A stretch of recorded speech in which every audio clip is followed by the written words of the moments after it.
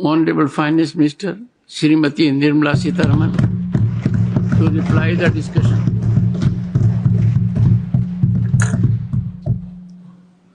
Thank you very much, Chairman, sir. I thank all the members, more than about 30 of them who have spoken on this subject. There are two. One is the Appropriation Bill and also the Finance Bill. Without taking too much of time in making an opening statement, I'll just briefly tell about what specifics are noteworthy in the Finance Bill, and post that try to address the members who have raised issues or sought clarification on some of the specifics in the Finance Bill. So the Finance Bill 25 actually continues with the philosophy of our government, whereby we want to provide tax certainty.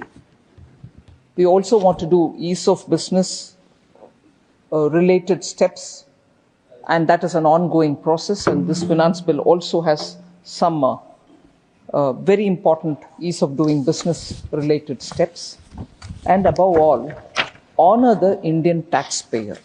So major steps have been taken towards Indian taxpayer, both in the sense of the personal income tax and also for those businesses which depend on import of raw material and also have encouraging policies which can help exports.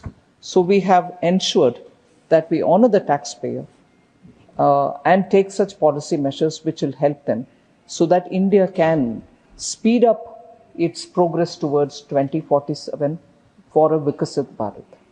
So the income tax is one of the major things about which many of the members have come personally to me to thank, and I actually thank the Honorable Prime Minister who set me on this task much before the budget preparation commenced, to say, please look at what are the possibilities of helping the middle class and also helping the taxpayers. And I must thank the entire team in the Finance Ministry, where all of us had to see what are the kind of things we can do. And once we came up with the tax proposals and presented before the Honorable Prime Minister, he readily agreed and said we should honor the Indian taxpayer. So please, this is something which I support. So I am grateful for having made the entire Finance Ministry's job easier when we went with a proposal, because the tendency would be for the Finance Ministry to be cautious, not to let go revenues. But here we really wanted to use this opportunity to make sure that we respect the Indian taxpayer, and that's where we moved towards giving this 12 lakh as the number till which no one will have to pay any tax. Of course, if you're earning up to 12 lakhs, you don't pay anything. If you earn more than that, there is a simplified, now that is also brought in this Finance Bill, which is now passed by the Lok Sabah and is for the consideration of the Rajya Sabha. The rates have also been brought down, and the slabs have also been made to smoothly move from one to another without huge jumps. Absolute simplification. And as a result, when you give rates which are going to be lesser than what it was before and gradually improving, gradually increasing in rates, the benefits accrue for everybody.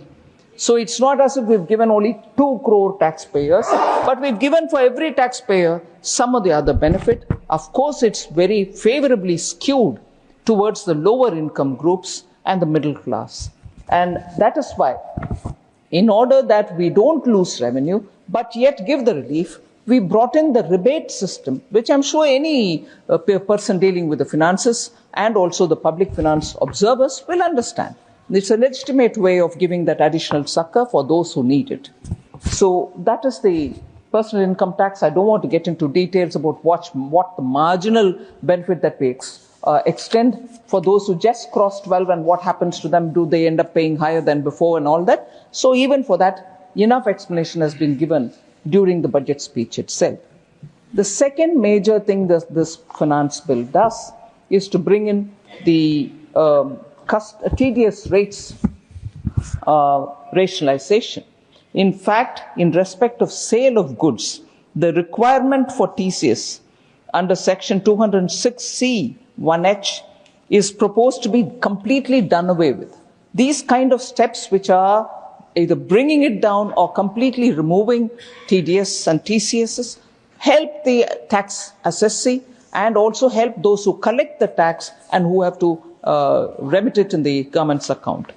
So, and also to reduce the multiplicity of rates and compliance burden, it is proposed to bring down certain TDSs and certain TCS rates, the TCS which has been done away with, I've already said, and increase certain thresholds for the requirement of tax to be deducted at source or collected at source. So both the threshold is being raised and the TDS collection itself is being brought down.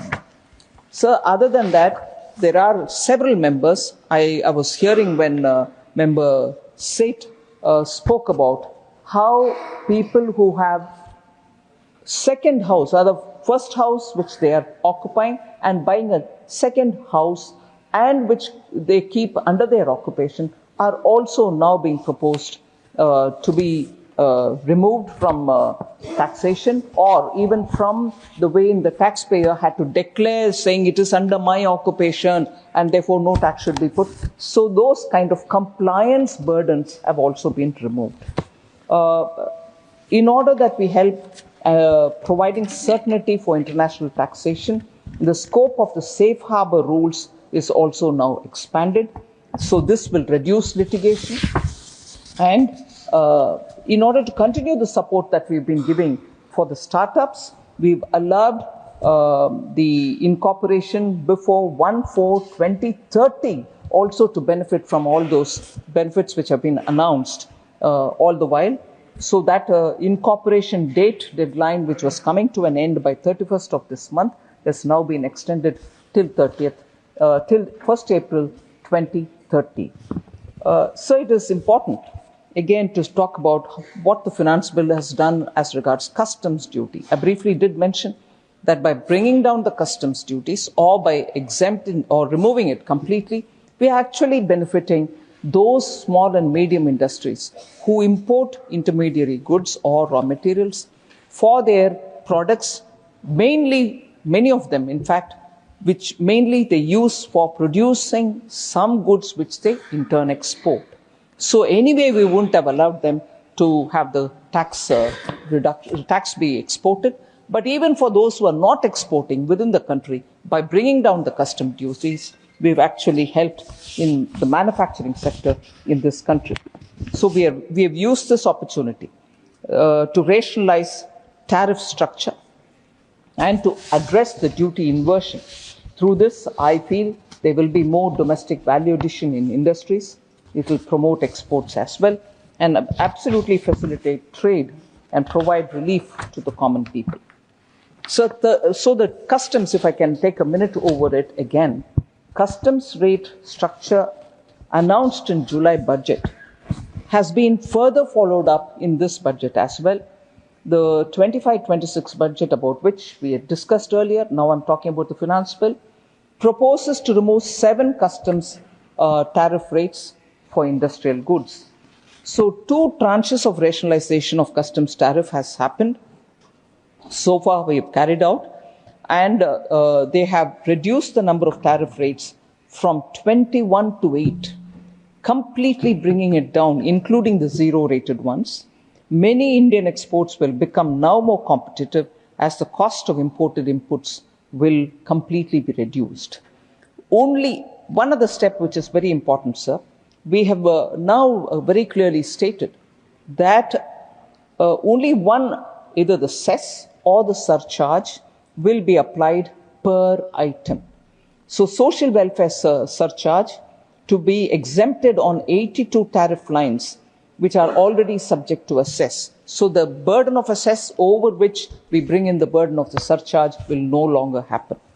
So the budget proposes to add 35 additional capital goods for the production of EV battery manufacturing, EV battery, and also 28 additional capital goods which are important for production of mobile phone battery are now being added to the exempted goods list.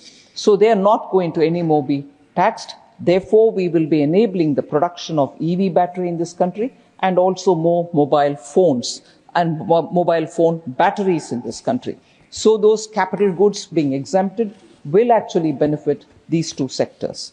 I've also read during the budget that fully we exempt basic custom duty on cobalt powder and waste, the scrap of lithium-ion battery, lead, zinc, and 12 more critical minerals.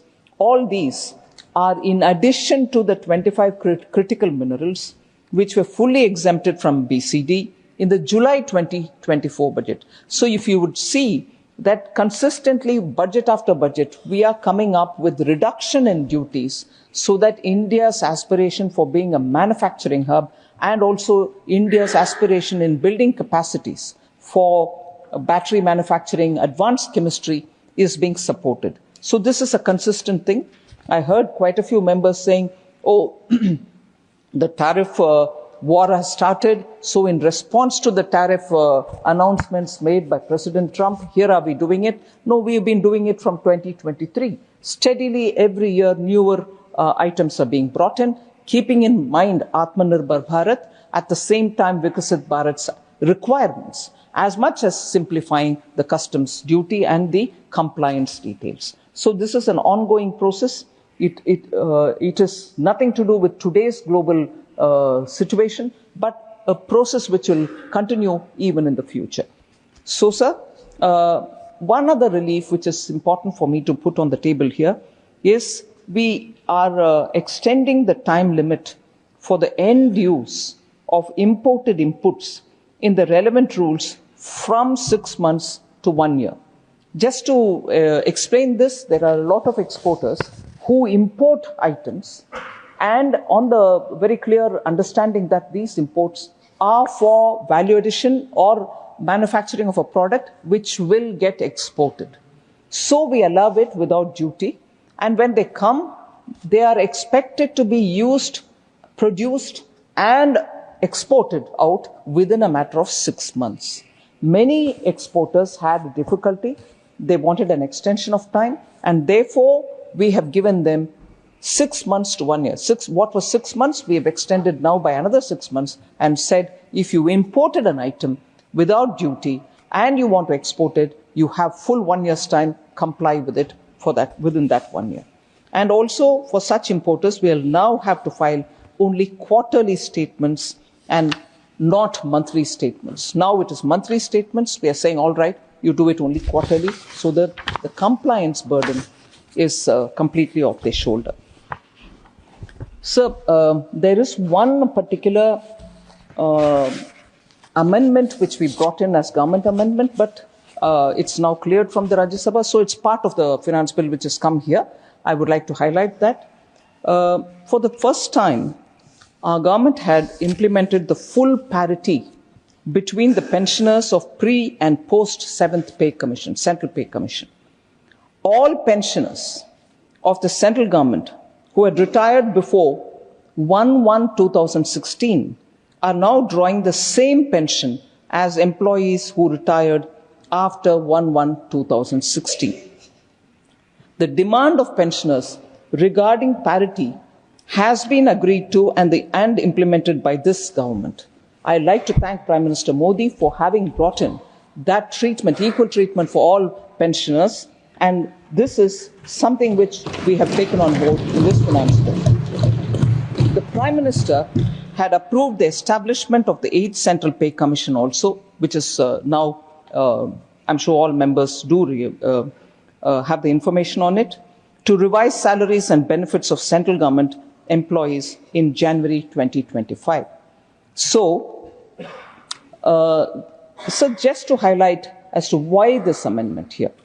The 6th Central Pay Commission, sir, was an expert body that had threadbare examined all the issues, disparities, and even the representations by employees before making their recommendations in March 2008, which thereafter, upon careful consideration, was accepted by the government.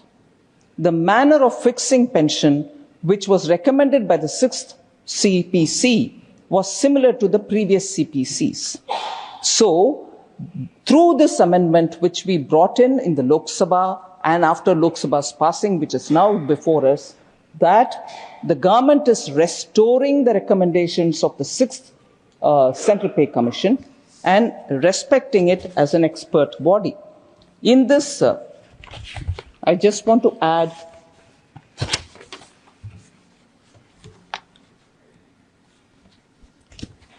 keeping in view the recommendations which the 6th Central Pay Commission had said, a distinction among pensioners is inevitable, and that is what is being brought in. And as an amendment, and by way of validation, I want to highlight that the validation is what is being put in, and principles of expenditure on pension and liabilities.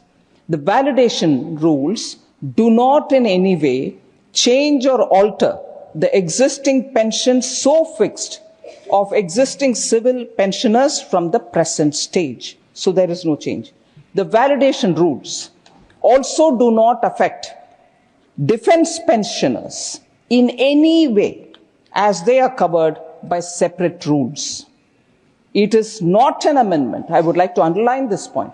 It is not an amendment to any pension rules or instructions, but only a reaffirmation of the same with effect from 1st June 1972.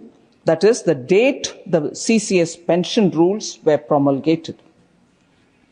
The 6th Central Pay Commission made a distinction between the retirees pre-11-2006 and those of post-11-2006 periods. The then government, 2008, had accepted the recommendations of the 6th Central Pay Commission and decided that there will be a distinction between pensioners with reference to the cutoff date of 1/1/2006. The 7th Pay Commission has brought in parity between pre-11-2016 and post-11-2016 pensioners. I again reiterate that this is only a validation of existing rules. This does not alter or change existing civil or defense pensions. So these are largely the points about the finance bill or that is before us for consideration, sir. Now I'll like to respond to individual members and their comments. So I'll obviously start with the first speaker, former finance minister. It's a bit difficult when it comes to a finance. Honorable Finance Minister, two of the honorable members who had the occasion to intervene in the debate have sought my leave of absence from here.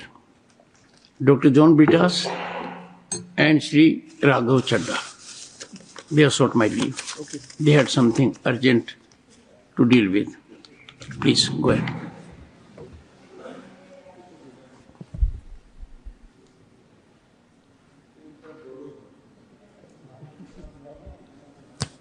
Sir, the former finance minister's observation was that the NDA government started with 4.3% of fiscal deficit. It certainly improved to 3.4%, but it rose to 4.8% in 2024-25, that is now. And that the previous governments also had faced various types of crisis, Asian finance crisis, GFS, the global financial crisis, taper tantrum, and so on. So he gently pointed out, saying, it's not right to blame the COVID pandemic. Sir, I'd like to just put it on record here that in 2014, when Prime Minister Modi's government was formed, India was the 10th largest economy. Today, within 10 years, under the leadership of Prime Minister Modi, we've reached the stage of 5th largest economy And within a few years, we will be the third largest. And if the previous UPA governments also faced crisis, which he listed out, Asian financial crisis, GFS, taper tantrum, and so on, I'm constrained to mention here, the economy was a fragile 5 economy. You faced crisis, but where did you leave it? We faced COVID. Where are we keeping it today? That's the difference, sir. And therefore, I don't for a moment believe that the former finance minister wouldn't know these facts. But I take the liberty to put it before you, saying, oh no, you faced the crisis and the outcome was fragile 5. India's GDP was 10th largest in the world. We faced a crisis, but India is one of the fastest growing economy today. Sir, and also, we also faced crisis, and therefore, you facing COVID, I'd like to draw the attention of this Honorable August House, sir.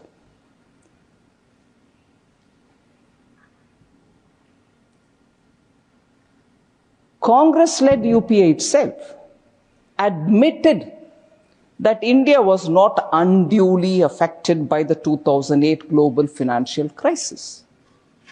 In 2011, sir, the then finance minister, Shri Pranab Mukherjee, had said, and I quote, India, unlike most other economies, was not seriously affected by the financial turmoil of 2008 in the developed world. So the crisis was not big, even by the then standard. And COVID is a different one, in that it was not just a financial crisis, it was a crisis for lives. People had to live to come out of it. And livelihood was also severely affected. It is in that situation to provide domestically made vaccine to all the people, at least 1 dose, and some 2 doses, and some even the 3rd dose, and then make sure that moratorium is given, no industry should suffer, no one should be pulled up to the court saying you're an NPA. So a comprehensive plan was laid by Honorable Prime Minister to save lives, livelihoods, and recover the economy.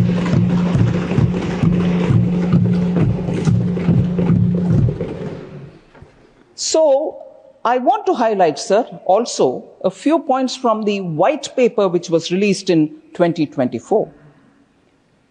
In the 6 years between 2009 to 2014, the ratio of India's gross fiscal deficit to gross domestic product was at least 4.5%.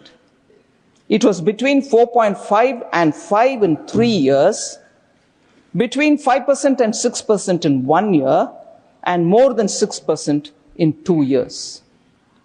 What was hidden was even higher. The special bonds, that is the oil bonds, in lieu of cash subsidy issued to the oil marketing companies, fertilizer companies, and Food Corporation of India, totaled nearly 2 lakh crore in the 5 years from 2006 to 2010. Accounting for such hidden debt would have swelled the fiscal deficit from 6.1 to 7.9% in 2008-9 alone. So, one, the numbers were not really stating the full story, and two, you really didn't face a big crisis, which is the words which I can see from Shri Pranab Mukherjee's own statement. So the crisis was nowhere in comparison, now that I'm looking with the benefit of hindsight, and the numbers were anyway not telling the whole story. So I would like to submit in all modesty that comparison was not right. And second, sir, unfortunately, former finance minister also said, no one remembers the budget. Every one of the taxpayer, as I said a minute ago, has benefited. The small, the low income and the middle income ones have benefited substantially. And we want to do that. We want to respect the taxpayers.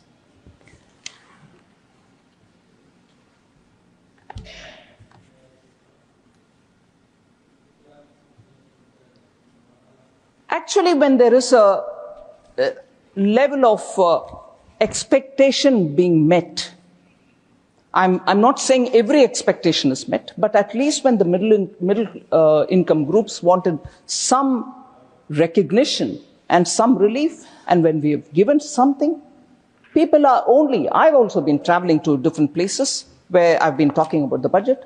I've heard people say, thank you very much, it's a great relief. We can now decide where we want to use that money, consumption or investment or savings or spend on our children's education. So actually, there are people remembering the budget for that and coming to me to say that, which they didn't have to. Last week in Chennai also people signed it. Yes, sir. So, people remember the budget or don't remember the budget.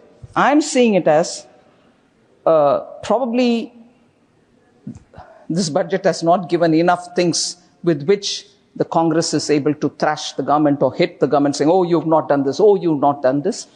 In general, they are unable to pick anything as criticism, and therefore this generic, no one remembers the budget. I would like to think that that was a statement in a left-handed sort of way, compliment for the budget. So then, I thought the worst thing was to hear this from the finance minister, former finance minister. I can't believe he said this, but I want to admit, and therefore I want to explain why that wasn't right for him to have said it. There's no fiscal strategy in the fiscal policy statement. There is no guarantee that the fiscal deficit will decline. Sir, just off the cuff, since after 2020, we gave ourselves a glide path for the fiscal deficit reduction. And every year, if anything, anyone could have looked at the fiscal deficit number the moment the budget was read out. Not 1 year did we slip. Every year we've kept with the glide path given, and we are going towards meeting the fiscal deficit which we have given in the glide path, which everybody has looked at. So, the government has actually brought out a clear fiscal strategy for the year 25-26. And that is as required by the FRBM Act 2003. I would like to mention that a full section has been dedicated in the medium-term fiscal policy strategy statement, explaining the government's fiscal policy strategy in 25-26 budget document set that you get. It is there. I quote from para 37, the medium-term fiscal policy strategy statement. I quote, sir, the fiscal policy stance for 25-26 inter alia includes cross-sectoral reforms to augment the economy's growth potential and its employment intensity, boosting domestic demand, continued focus on effective capital expenditure, creating new capacities and cutting-edge new technologies, investments in the development of human capital, saturation approach to social welfare, and strengthening the social safety net. Its objectives are to invigorate and sustain inclusive and equitable economic growth, enhance resilience, to mitigate risks, protect the vulnerable sections of the society, and bolster the country's overall macroeconomic fundamentals, unquote. So this is there in the document which was presented during this budget. I would like to further mention that the very para itself very much aligns with the government's own policy announcements, which was made in the budget speech. I quote again from para 3 of the same statement.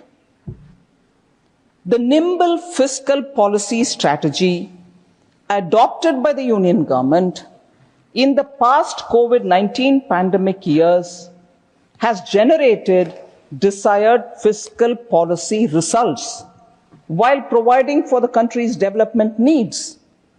In line with the commitment made in budget for 2021-22, the country is well on track to attain a fiscal deficit to GDP ratio below 4.5% in 2025-26. Continuing on this path, the Union government in the budget speech of 24-25, the regular budget, has outlined a medium-term fiscal policy stance. It seeks to keep the central government fiscal deficit to GDP ratio such that the debt to GDP ratio is on a declining path. And this is in Annex 1, so anybody can see it. So it's amazing that in spite of this explicit mention in documented sets which go out, these are clearly given. I would request and appeal to the former finance minister to go back, look at these. Look at these, read these. And they are in alignment with what we've said in the budget speech. They are not one way, we are not another way. Everything aligns. Sir, with a bit of hesitation, and I hope you will give me that little margin because I'm defending my position here. I find if the former finance minister says something here in this house, actually on those items, on those issues, Government of India under the leadership of Prime Minister Modi achieves that much and more. I'll give you one example. Sir, on 9th February 2017, former finance minister spoke and he said he doubted the digital transactions, the digital public infrastructure that we created. And he said, and I quote, "You have now made certain transactions mandatorily non-cash. I support it, but that is the way to go. And not to tell people, go to your village fair, buy potatoes and tomatoes, and pay 7 rupees 50 paise by a credit card. What will the poor lady do? Does she have a POS machine? Does she have a POS machine there? Is it connected to an electricity source? Is there a Wi-Fi there? Is the internet working there? What kind of false picture you are presenting?" Unquote. Sir, action proves what we have done in terms of digital public infrastructure under the leadership of Prime Minister Modi. So, the concern expressed by the former finance minister has been squarely addressed. Similarly, in the fiscal deficit related concern that he's expressed, I'm sure he will now appreciate that we have laid the path both for the immediate term and the medium term, and we shall achieve it like we've done it till now, all the 4-5 years. This year ends the number, coming year will end the number, below 4.5% fiscal deficit. Not 1 year's slippage. I'm sure this should give him adequate confidence to believe and trust in Prime Minister Modi's leadership.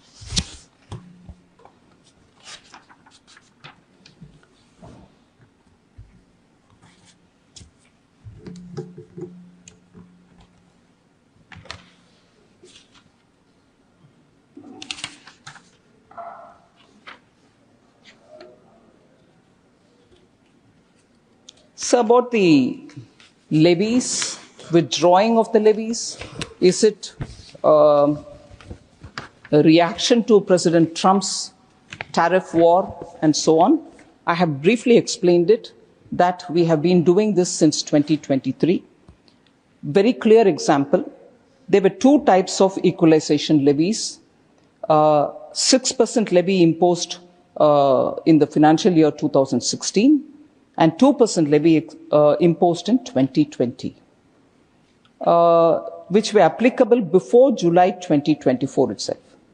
The 2% levy was removed after stakeholder consultation, sir, in July budget to ease the compliance burden. And that was much before President Trump, even before he took his office. And similarly, several other steps have been taken. So the 6% levy which is being removed is a part of that process. And that's what is going on. And as I said, we will continue to rationalize on customs. So the last three, without taking much of a time.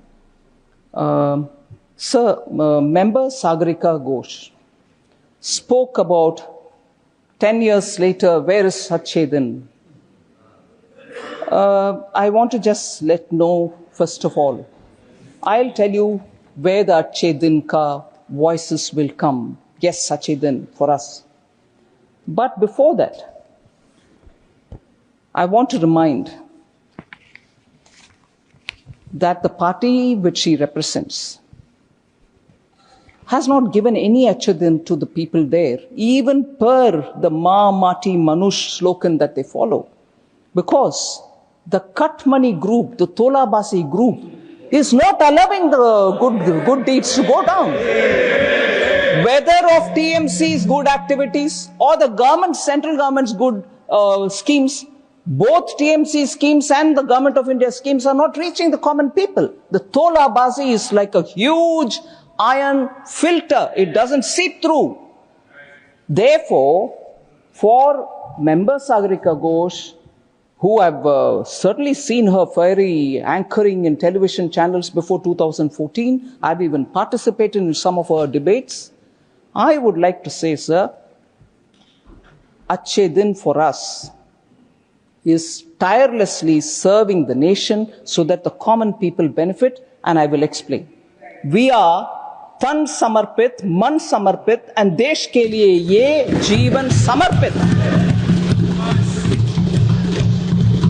And through you, sir, I would like to tell Member Sagarika ji, instead of questioning from a biased political perspective, ask a common citizen, ask anywhere, Bengal or anywhere, who have directly benefited from our schemes.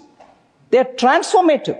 55 crore Indians, if you ask them, especially women, empowered with bank accounts under Jan Dhan Yojana, अच्छे दिन आए हैं कि नहीं, जरूर बोलेंगे अच्छे दिन आए हैं, क्योंकि जन धन अकाउंट उनको मिला.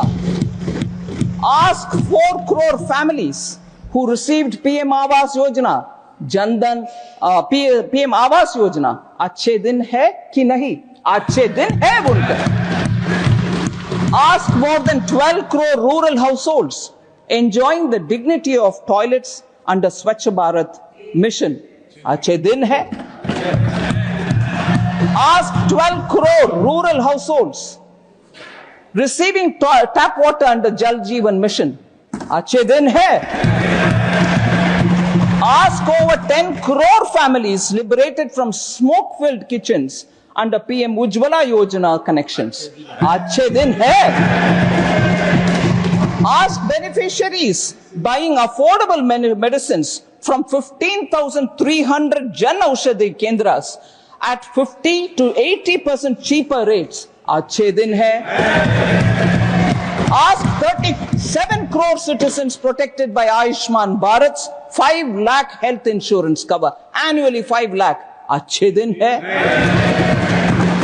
Sir, 68 lakh street vendors provided with credit support under PM Swanidhi. They are all guaranteed by Prime Minister, and the sovereign guarantee provided. They don't need to give any security or papers to be given or gehna being given or gold being given. Achhe din hai. Ask beneficiaries of over 50 crore loans sanctioned under PM Mudra loan. Achhe din hai. So, अच्छे दिन, sir, I want to say this. अच्छे दिन उन्हें ही दूर लग सकते हैं जिनके लिए शासन का मतलब सिर्फ भ्रष्टाचार और तोलाबाजी है।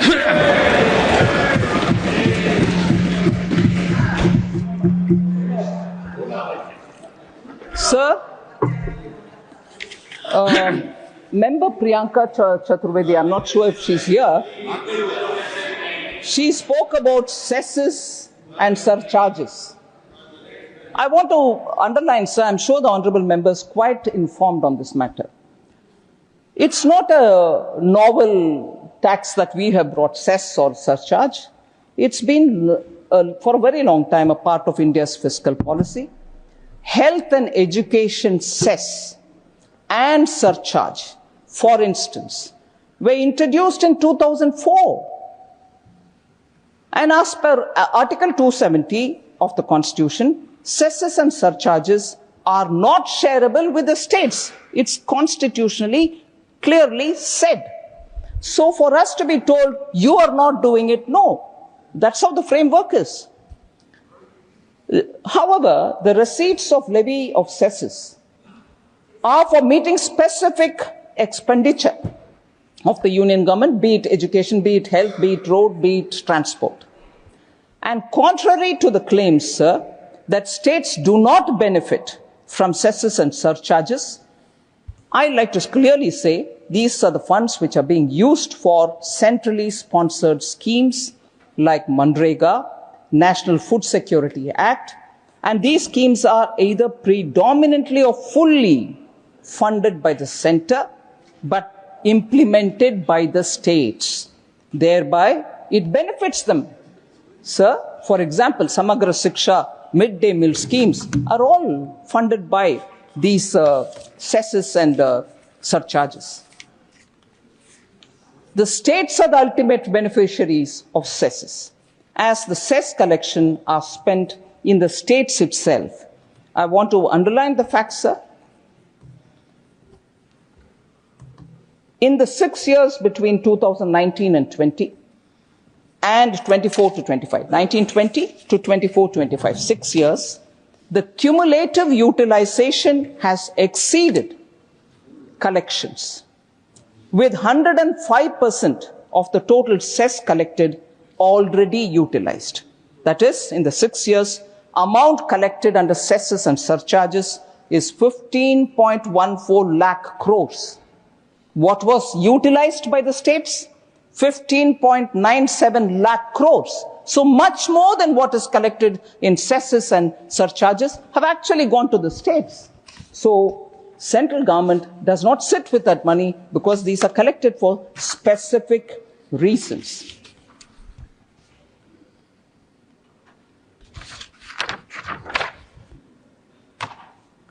So I literally come to the last one thing. Before I say that, the last point, I was quite fascinated by Honorable Member Thambidurai's intervention when he was talking. Because we often hear statements. And one or two points which Honorable Member Thambidurai said is something which is important for us to recollect.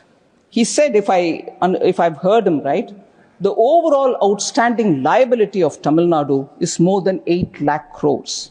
I guess member said that. And during the DMK period, 4 lakh crores have been taken in addition. This 8 lakh crore, 4 comes during the DMK rule. We don't know where the money has gone.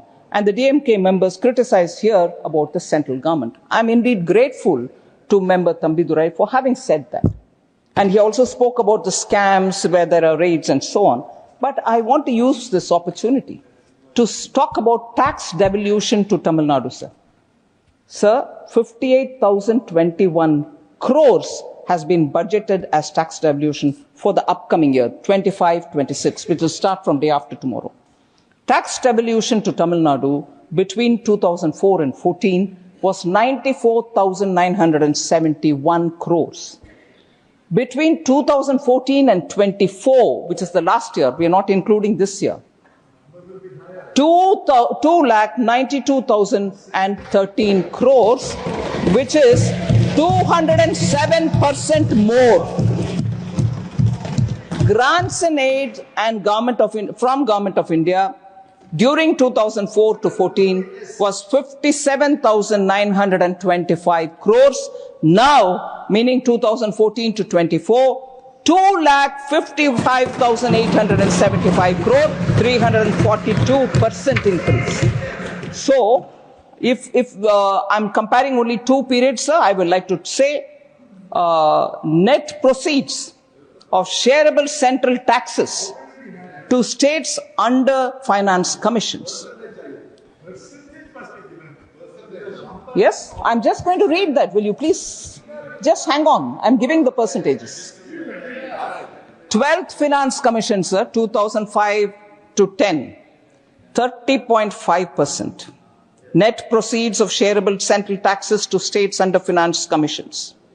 13th Finance Commission, 2010 to 15, 32%. 14th Finance Commission, 2015 to 20, 42%. 15th Finance Commission, 2020 to 26, 41%, and that is 1% reduction because of the UT, which is J&K. Now, sir, I also want to underline the fact that the Finance Commission, 14th Finance Commission, when the report was submitted and 2014 Honorable Prime Minister received the report and the Cabinet went through it and so on, there was one recommendation, sir, which is very important, because I've heard Member John Brittas also talking about central schemes, Priyanka Chaturvedi ji talking about, central sector schemes and so on. That Finance Commission, which actually raised the devolution from 32 to 42%, had said, you may please close down all the central sector schemes. Now that the devolution is far more than before from your hands to the state, close the central sector schemes. You shall shut it. No centrally sponsored schemes. But Prime Minister Modi, having been a chief minister in a state, understanding the requirements of the state, said, no, I will continue with these two schemes as well. So, if we are being repeatedly told, the Finance Commission gave this he is actually keeping in mind the states and their priorities, did not go by that recommendation, which said you can shut these schemes. Having given from 32 to 42, please, you can shut it. 32 to 42 is also accepted, but this suggestion is not accepted, and we still go on funding the central sector schemes and central sponsors. So please, we need to please put it in context rather than hurry to conclude about. Sir, Kerala, I have Member Santosh Kumar. And John Brittas, of course, has sought your permission not to be here today. With this, I will finish, sir. I won't take much of your time. Kerala has received 1.57 lakh crores in 2014 to 24, the current reference period, which is an increase of 239% over the UPA period. How much did they receive during 2004 to 14, sir? 46,300 crores. What are they receiving now? 1.57 lakh crores. Kerala is being differentiated, discriminated. Please, we follow what the recommendation of the Finance Commission is, and that is what is going to you all. And that is not lesser than what you received earlier. Grants and aid surged by 509%. Percentages. What did they receive in 2004 to 14? 25,630 crores. What are they receiving during 14 to 24? 1.56 lakh crores. Sir, over and above this, what the Finance Commission did not suggest, and I entirely give the credit to Honorable Prime Minister, that post-COVID, because states also will have to revive their economies faster, he made it a point to say, please give a special assistance of capital expenditure for states. 50 years interest-free. Kerala received 2,715 crores. That was not even mentioned by the Finance Commission. But here we go. We made sure that Kerala also receives and doesn't suffer. So Kerala has never been, and I like to say this with a sense of responsibility, has never been supported better than this government, the way in which Prime Minister Modi has supported it. In terms of actual numbers, in terms of actual projects. And I'm not naming the project. There was a project, sir, where highway has been extended from one destination to a point, and from the other destination to this point, but midway, there was it the Kollam Junction or something, which was waiting for 40 years. It was Prime Minister Modi who completed that little bit. It was litigated upon. From A to B, the road goes, but there is one little patch which, because it was in the courts and other things, every government gave excuses, it wasn't completed. Prime Minister Modi made sure that every hurdle was crossed legitimately, and that project was completed. 40 years for a road. That's fine, but wasn't it taken earlier? The initiative was not taken by state government earlier. It required Prime Minister Modi to come. Pehle karna tha na? Don't, please. 40 years they sat with it. Different central governments. They didn't do it at that time. State government also took initiative. Of course, it's your land. You will have to take initiative, but you didn't do it till before Prime Minister Modi came. So, sir, sir, I'll tell you. Sir, I'm sorry to have to bring this. I wouldn't have said it here in the House. And these are not my words. But it's hurting to hear Kerala repeatedly saying that you're discriminating against Kerala. You're discriminating even in our borrowing.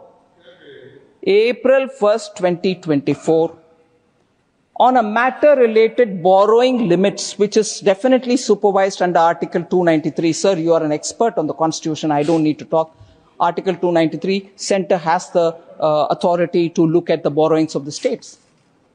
In that matter, they went to the Supreme Court, sir. And on April 1st, I'll just read two observations which were given. I never would imagine, I didn't think I'll be having a day when I have to say this, because all right, it happens in court, you have a difference, I have a difference, we go to the court. But repeated, in spite of giving all the facts, repeatedly alleging, oh, Prime Minister Modi doesn't do this for Kerala, doesn't do this. I want to quote the court's words. Supreme Court's own words. Quote, if the state has essentially created financial hardship, if the state, I repeat, if the state has essentially created financial hardship because of its own financial mismanagement, such hardship cannot be held to be an irreparable injury that would necessitate an interim relief against the union. I didn't say it, unquote. This is Supreme Court, sir. Another line that they said,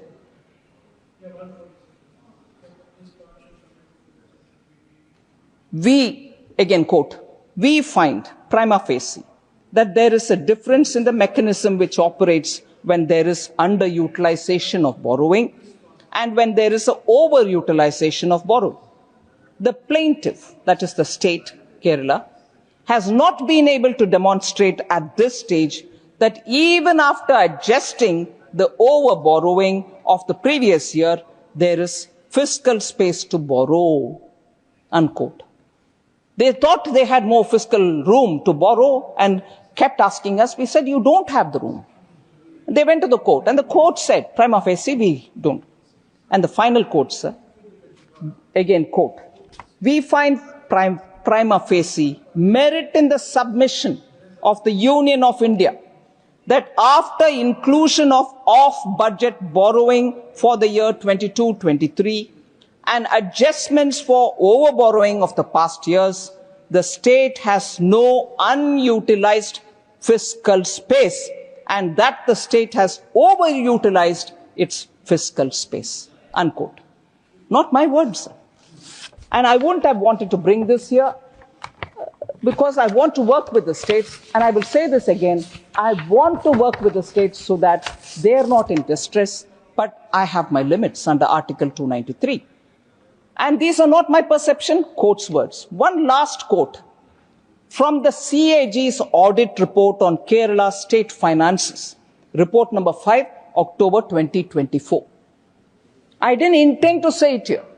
But when you repeatedly allege that the central government is discriminating against Kerala, I'm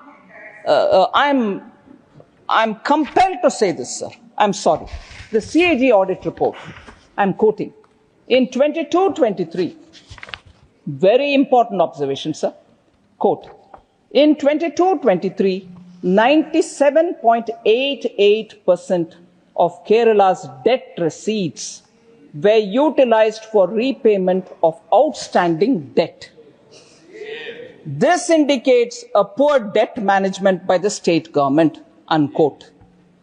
The second one observation derived from the CAG report, sir, in the fiscal year, I'm not quoting here, in the fiscal year 23-24, Kerala state government allocated, very important, Kerala state government allocated 94,649 crores or 70% of its estimated revenue receipts towards committed expenditure, which is salary, interest, and pensions. That's a committed expenditure, sir. And certainly, therefore, the revenues will have to improve. You will have to improve your revenues. And if that is required, you can't constantly say it is because you have not given me my due. Okay, sir? And the last thing which I have to say here, therefore, the truth is Kerala's fiscal crisis is a result of both the UDF and LDF government's reckless policies and not the fault of the central government. All right. So, sir, I want to then say, so did it stop us from doing work in Kerala? No. As I said, Prime Minister Modi doesn't differentiate between states. He does for everybody. So what was given in August 2004, Union Cabinet approved the industrial node in Palakkad. Kannur Airport operationalized under RCS Udan. Site clearance granted for construction of a greenfield airport at Kottayam. Over 1,300 kilometers of national highway constructed in Kerala since 2014. 1,126 kilometers of national highway corridors being developed under Bharatmala Pariyojana in Kerala. India's first water metro inaugurated by PM Modi in April 2023. Kochi Metro inaugurated by PM Modi in 2017. 25 kilometers of rail operationalized since 2014. Huh? Old story. Old story. Money. It is still money. Old story. 60 years ago, when 60 or even more, when when Chief Minister, wait, you are from Communist Party, at least have this kind of a gratitude to remember this. When Namboodiripal's government was thrown out by the Congress. Until today, old as that, not this. You are using these roads even today. You are using these airports even today. But do remember the day when democracy was killed by an elected government being thrown out. Where were you at that time? Is that old or not? Metro abhi chalu nahi hai. Metro chalu nahi hai. Paisa kiske liye? Of course, you are a Communist Party member. You are sitting in alignment with Congress. Congress is the one which throw you out. You don't even want to remember that? Why you bring Namboodiripal? With respects, I will bring Namboodiripal. That was the patron of communism in India. You Honorable want to forget Finance it? Minister. Honorable Finance Minister. Sir. That was the first ever left government in the world. That's right, sir. Right. First ever elected communist government in the world. You're right, sir. Thank you for putting in that. Sir, I am astonished that relevance here. You said these are all old. That's old. I want to say, Santosh Kumar ji, sir, these are still in utilization. People are using these ports and everything else even today. And he says this is old. But for me, even that 1959 throwing out the communist government is not old. Shows how Indian democracy was misused by the Congress. I'll never forget that. I'll never forget that. And a Communist Party member tells me what's the relevance of it. It hurts me no end, sir. It hurts me no end. I'm surprised You should never forget it as long as you're fighting for your ideology. A minute ago you said, in ideology we'll fight with you. Arey, ideology भूल गए आप? भूल गए? नंबूदरी पाठ को भूल गए भाई? Sir, Kochi Metro inaugurated by Prime Minister Modi in 2017. It is still operational. Santosh Kumarji uses it, but he says, what is it? That's old. He uses it, but he's forgotten. Not even a decade is completed, sir. 25 kilometers metro rail operationalized since 2014. Record railway budget allocation of 3,042 crores. 125 kilometers of new tracks constructed in Kerala since 2014. 2 Vande Bharat trains are started. 35 railway stations are being redeveloped. These are old, maybe for Santosh Kumar, but the people of Kerala remember all this. Social infrastructure, sir. I'll finish with this. 1.6 lakh houses built in PM Awas Yojana. 2.5 lakh household toilets constructed under Swachh Bharat Mission. Over 21 lakh tap water connections provided under Jal Jeevan Mission. 82 lakh Ayushman cards provided. 1,500 plus Jan Aushadhi Kendras operationalized. 66 lakh Jandan accounts opened. Accounts are running even today. People are using it. 1.6 crore mudra accounts sanctioned.